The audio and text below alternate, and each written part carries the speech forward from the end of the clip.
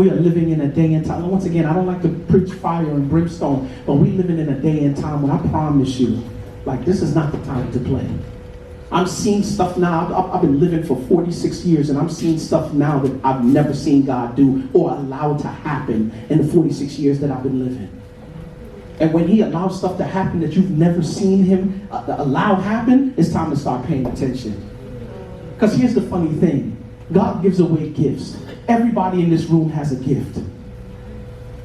And here's the funny thing. God is so good. God give you a gift and he's not even an Indian giver. You could be badly using the gift and he's not even going to take the gift back from you. I tell you the truth about it though. One day when he comes back, you're going to have to give an account for the gift.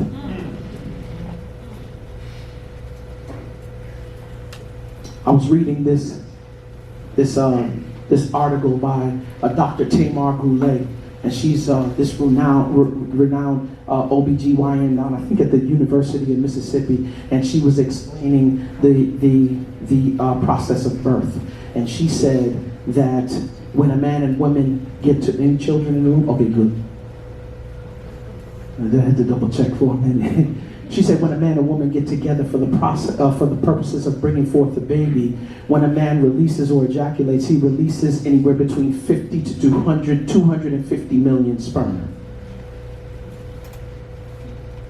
And I started reading the article because it really started to intrigue me. And she said that when it's freshly ejaculated, the pH levels in the vagina are not good enough, for lack of a better term, to receive. Come on, science teacher. So they're not good enough to receive, and so a couple 100,000 die off right there. And so the distance that they have to travel is maybe about 4 or 5 centimeters long. Come on, science teacher, help me out if I go wrong. And so they have to go that distance, and while they're going that distance, right, they're traveling up the fallopian tubes. There's 2 sides to the fallopian tubes, and from what I understand, that the fallopian tubes never release eggs simultaneously. They either release from the left side or the right side. Am I right? Come on, girl. Come on. That comprehension is no joke. All right. So a couple more 100,000 die off right there. And she goes on to explain that if it was human traveling the same way that they had to travel, it would be likened unto somebody who would have to swim 40 miles upstream.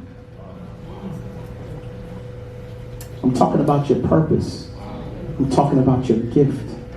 I'm talking about if you grow, your marriage is better for it. And as she goes ahead and she starts explaining it, she said that, a couple more travel up the wrong side that the eggs are not being released from, and that's a couple more 100,000 that die off right there. And so the numbers start coming down from anywhere between 50 to 250 to tens of millions to hundreds of thousands, and they drop off. And I know for those of you who were in science class, when they show you the process of birth and you see the microscopic egg, right, and you see all the sperm around it, how incredible is it that only one makes it to the center? 50 to 250 and only one makes it to the center? Let me say this to you if you haven't caught on to it yet. Between 50 to 250 million options, God chose you. Amen. Amen.